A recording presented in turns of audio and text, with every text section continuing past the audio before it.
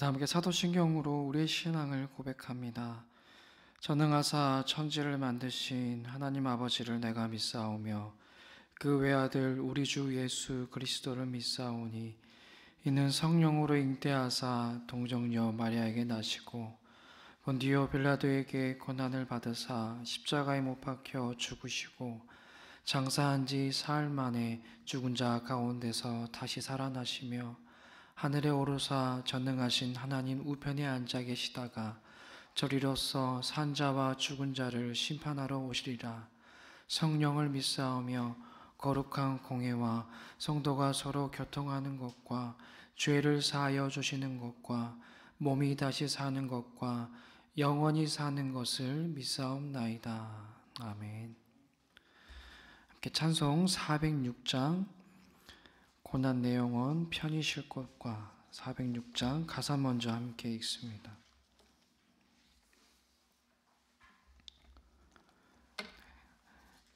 (406장) 1절부터 함께 읽습니다. 고난 내용은 편히 쉴 곳과 풍랑 이로도 안전한 포구 폭풍까지도 다스리시는 주의 영원한 팔 의지해 주의 영원하신 팔 함께하사 항상 나를 붙드시니 어느 곳에 가든지 요동하지 않음은 주의 팔을 의지함이라. 세상 친구들 나를 버려도 예수 늘 함께 동행함으로 주의 은혜가 충만하리니 주의 영원한 팔 의지해 주의 영원하신 팔 함께하사 항상 나를 붙드시니 어느 곳에 가든지 요동하지 않음은 주의 팔을 의지함이라. 나의 믿음이 연약해져도 미리 예비한 힘을 주시며 위태할 때도 안보하시는 주의 영원한 팔 의지에 주의 영원하신 팔 함께하사 항상 나를 붙드시니 어느 곳에 가든지 요동하지 않음은 주의 팔을 의지함이라. 능치 못한 것 주께 없으니 나의 일생을 주께 맡기면 나의 모든 짐 대신 지시는 주의 영원한 팔 의지에 주의 영원하신 팔 함께하사 항상 나를 붙드시니 어느 곳에 가든지 요동하지 않음은 주의 팔을 의지함이라. 아멘. 우리 찬양 하나님께 영광 올려드립니다.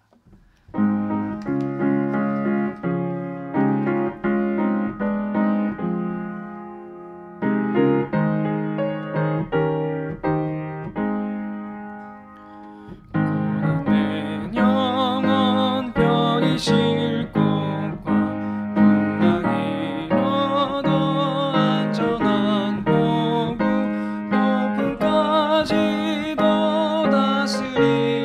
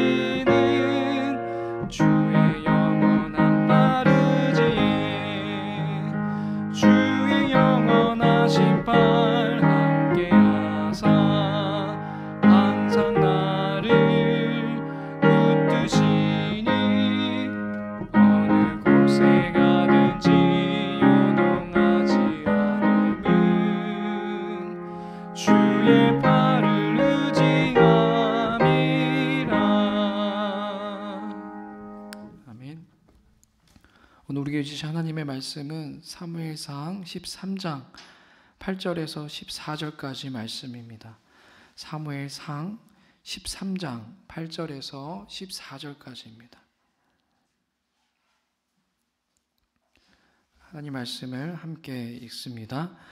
사울은 사무엘이 정한 기한대로 이레 동안을 기다렸으나 사무엘이 길갈로 오지 아니하매 백성이 사울에게서 흩어지는지라. 사울이 이르되 범죄와 하목제물을 이리로 가져오라 하여 범죄를 드렸더니 번제 드리기를 마치사 사무엘이 온지라. 사울이 나가 맞으며 문안하매 사무엘이 이르되 왕이 행하신 것이 무엇이냐 하니 사울이 이르되 백성은 내게서 흩어지고 당신은 정한 날 안에 오지 아니하고 블레셋 사람은 믹마스에 모였음을 내가 보았으므로 이에 내가 이르기를 블레셋 사람들이 나를 치러 길갈로 내려오겠거늘 내가 여호와께 은혜를 간구하지 못하였다 하고 부득이하게 번제를 드렸나이다 하니라. 사무엘이 사울에게 이르되 왕이 망령되이 행하였도다.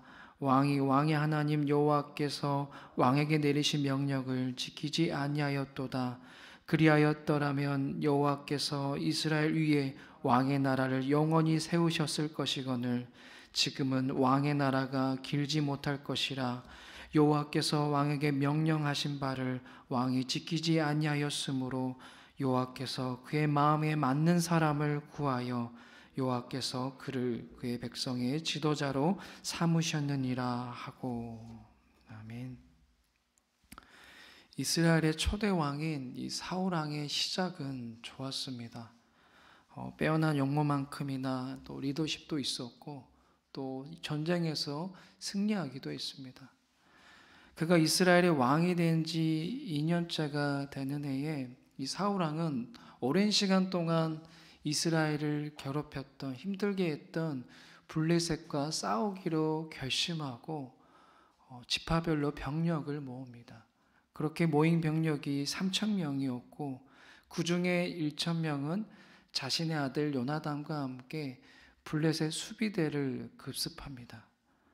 하지만 이것이 화근이 되어서 블레셋은 이스라엘과 싸우기 위하여서 병력을 모으는데 병력이 병거가 3만이었고요. 또 기병이 6,000명이나 되었고 또 보병은 모래알처럼 많아서 셀 수가 없었습니다.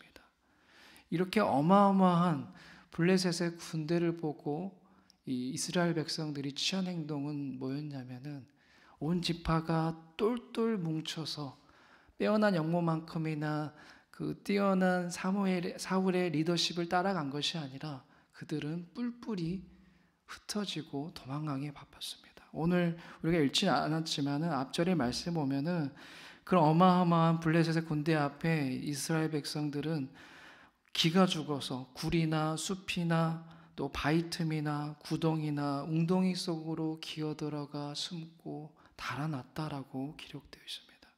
오합지졸의 형국이 되고 만 것입니다. 자, 그럼에도 그들에게는 이스라엘에게는 누가 계십니까? 그들에게 진정한 왕이 되시는 하나님이 그들에게는 있습니다. 그분이 계십니다. 어떠한 위기 속에서도 그들을 구원하실 수 있는 하나님이 그들에게는 있습니다. 그래서 그들은 그러한 위기 속에서도 그렇게 눈에 보이는 어마어마한 블레셋의 군대 앞에서도 잠잠히 구원의 하나님을 기다리기만 하면 됩니다. 선지자 사무엘이 사울 왕에게 말하였던 것처럼 길갈에서 이레 동안을 기다리기만 하면 되는 거였습니다. 하지만 그는 기다리지 않았고 또 순종하지 않았으며 또 하나님을 신뢰하지 않았습니다. 자신의 기준과 자신의 뜻대로 일을 행하였습니다. 어떤 일을 행하였습니까? 오늘 우리가 본문에서 확인했듯이 자신이 직접 하나님께 번제를 드리는 그런 번제를 드리는 그런 악한 일을 행하고 말았습니다. 당시에 번제를 드릴 수 있는 사람은 제사장과 마찬가지였던 하나님 택한 선지자 사무엘만이 하나님 앞에 직접 번제를 드릴 수가 있었습니다. 그런데 이 사실을 잘 알고 있었던 사울은 조급한 마음에 또 자신의 눈앞에 보이는 거대한 그 적군들 앞에 기가 죽어서 두렵고 떨리는 그런 불안한 마음에 자신이 직접 번제를 드리는 그러한 죄를 짓고 만 것입니다. 이렇게 하나님 뜻에 순종하지 않고 자신의 기준대로 자신의 뜻대로 행한 이 사울 왕에게 사무엘은 이렇게 강하게 꾸짖습니다. 오늘 우리 다시 한번 본문 13절 14절 함께 읽어볼까요? 시작. 사무엘이 사울에게 이르되 왕이 망령되이 행하였도다. 왕의 하나님 여호와께서 왕에게 내리신 명령을 지키지 아니하였도다. 그리하였더라면 여호와께서 이스라엘 위에 왕의 나라를 영원히 세우셨을 것이거늘 지금은 왕의 나라가 길지 못할 것이라. 여호와께서 왕에게 명령하신 바를 왕이 지키지 아니하였으므로 여호와께서는 그의 마음에 맞는 사람을 구하여 여호와께서 그를 그의 백성의 지도자로 삼으셨느니라 하고, 사무엘은 하나님의 뜻을 지키지 않은, 기다리지 않은, 순종하지 않는 이 사울 왕은 강하게 질책합니다. 그리고 안타까워합니다. 만약 사울이 순종했더라면, 이래 동안을 길갈에서 지켜 기다리고 있으라는 그 말씀에 순종했다라면, 조금 기간이 지체가 되었지만 그럼에도 인내하면서 자신 직접 번제를 드리지 않았더라면 분명히 하나님께서는 그 사울 왕을 통하여서 이스라엘이라는 그 나라를 더욱 견고하게 세워 나가셨을 것입니다. 근데 사울 왕은 순종하지 못하였습니다. 기다리지 못하였습니다. 신뢰하지 못하였습니다. 그렇게 사울 왕은 하나님의 마음에 맞는 사람이 되지 못했습니다. 그리고 그런 사울 대신해서 하나님께서는 하나님 마음에 맞는 사람, 그 사람을 이스라엘의 지도자로 세우실 것을 말씀하십니다. 우리가 아는 그 사람이죠. 바로 다윗입니다. 네. 빼어난 용모는 아니지만 마음의 중심을 보시는 그 하나님의 마음에 맞는 사람, 바로 다윗을 이스라엘의 두 번째 왕으로 세우게 됩니다. 오늘 우리는 사울 왕의 이 모습을 통해서, 오늘 말씀을 통하여서 하나님 마음에 맞는 사람이란 어떤 사람인지 생각해 봤으면 좋겠습니다. 하나님 마음에 맞는 사람, 그 사람은 어떤 사람인가요? 오늘 말씀에 비춰보면은 그러한 사람은 바로 하나님 뜻에 순종하는 사람이 바로 하나님 마음에 맞는 사람인 줄로 믿습니다. 내 기준과 내 뜻에 따라 행하지 않고, 당장은 이해되지 않고 당장은 알 수 없지만 그럼에도 선하신 하나님, 온전하신 그 하나님의 그 뜻을 기다리며 순종하는 사람, 바로 그러한 사람이 하나님 마음에 맞는 사람입니다. 이 순종에 대해서는 제가 딱히 드릴 말씀이 없을 정도 여러분들이 잘 아는 말씀입니다. 잘 아는 내용이에요. 순종이 제사보다 낫죠. 또 이 순종이라는 것은 올바른 신앙생활을 판단할 수 있는 시금석가도 같은 게 바로 이 순종입니다. 우리는 순종해야 된다는 사실을 너무나도 잘 알고 있어요.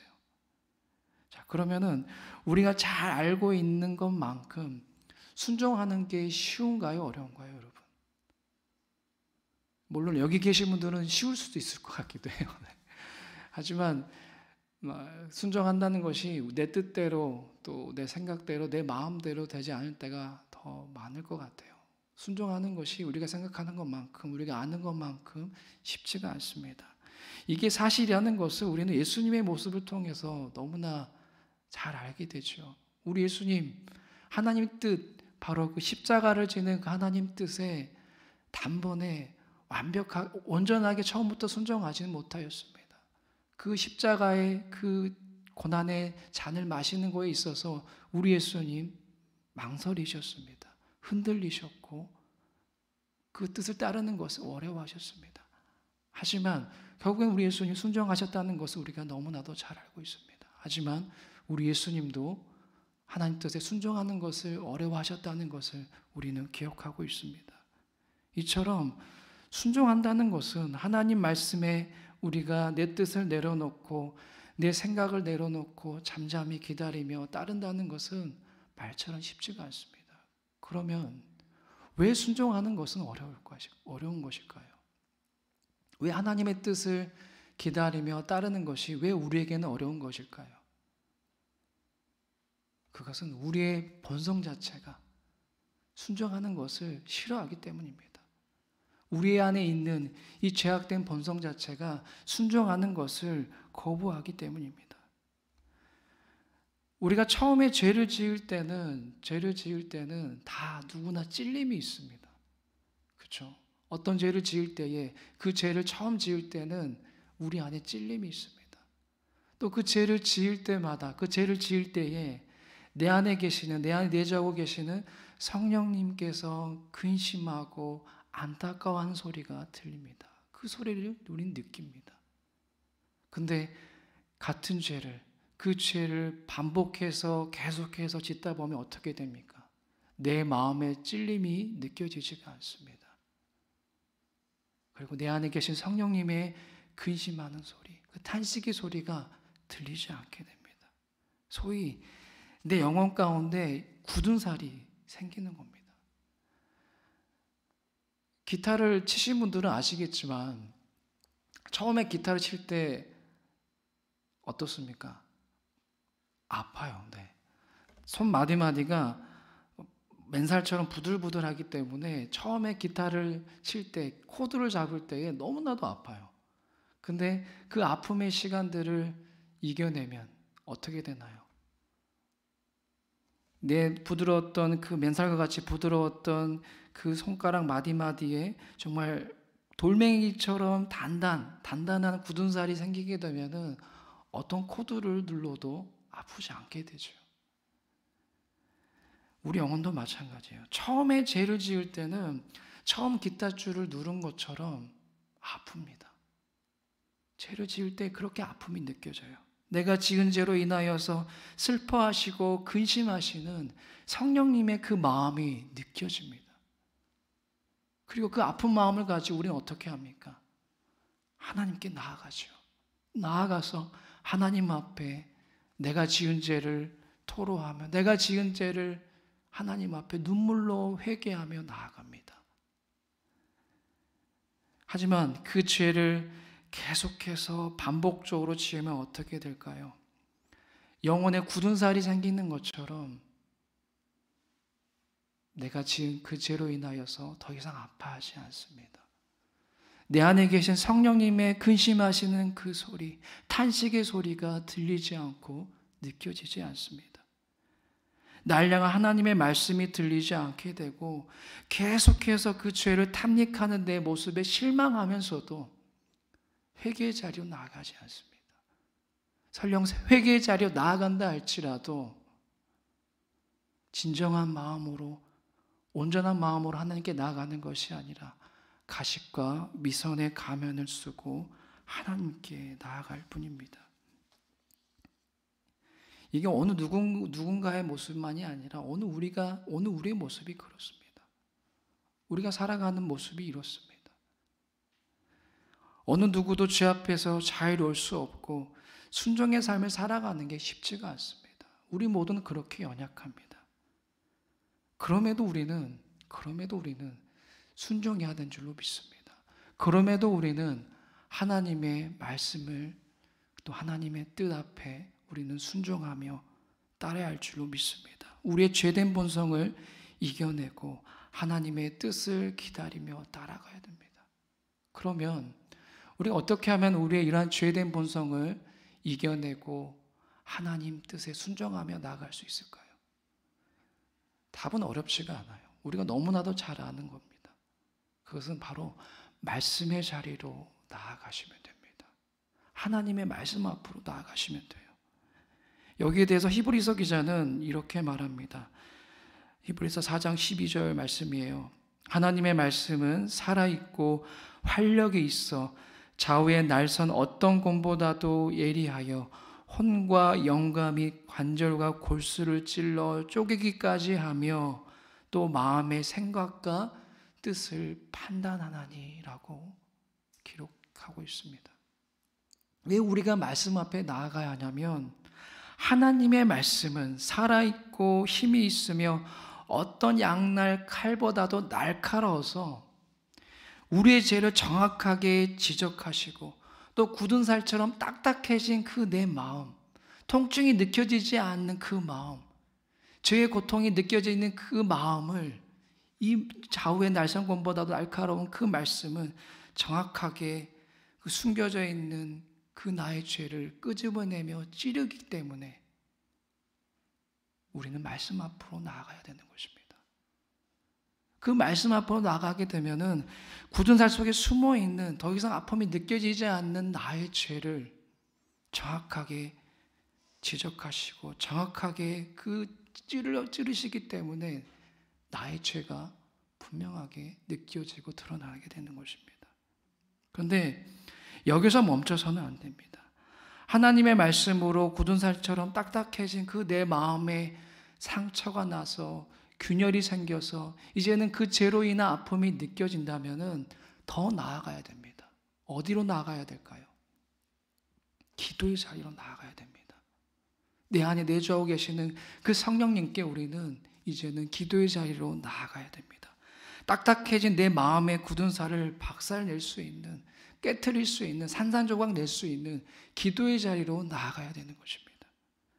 성령님의 도우심을 구하며 그렇게 간절하게 기도할 때에 딱딱해진 내 마음의 굳은 살이 이제는 완전하게 깨어지게 되고 이제는 성령님의 그 근심하시는, 탄식하시는 그 마음의 소리가 들려지고 느껴지게 되는 것입니다.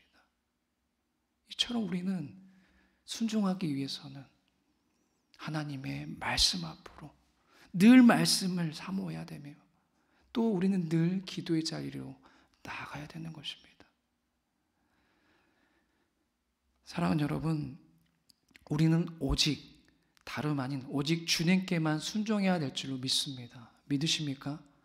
우리는 하나님께만 순종해야 됩니다. 왜 우리는 하나님께만 순종해야 될까요? 하나님이 어떤 분이십니까? 전능하신 분이시고 또 우주 만물을 통치하신 진정한 왕이시고 그런데 그런 분께서 날 위하여 나같이 하찮은 나 같은 부족한 나를 위하여서 십자가에 죽으시기까지 그렇게 우리를 사랑하셨다면은 그분께 순종하는 것이 옳기 때문에 우리는 마땅히 하나님께만 순종해야 될 줄로 믿습니다. 그렇게 순종하기 위해서 오늘 이 시간 지금 그렇게 말씀 앞으로 나왔잖아요, 여러분. 계속해서 내가 순종이 되지 않고 하나님 내가 가지고 있는 이 죄 하나 때문에 이것 때문에 제가 자꾸 넘어집니다.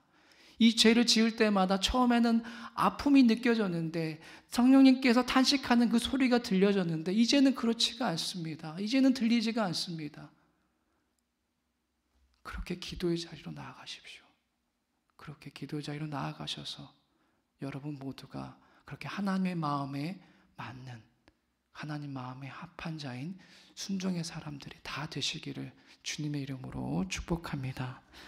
기도하겠습니다. 하나님, 하나님의 말씀을 오늘 우리가 간절히 마음에 새기며 또 그 음성에 우리가 귀 기울이며 순종하며 나아가게 하여 주시옵소서. 오늘 이 하루의 시작을 이렇게 말씀 앞에 나왔습니다.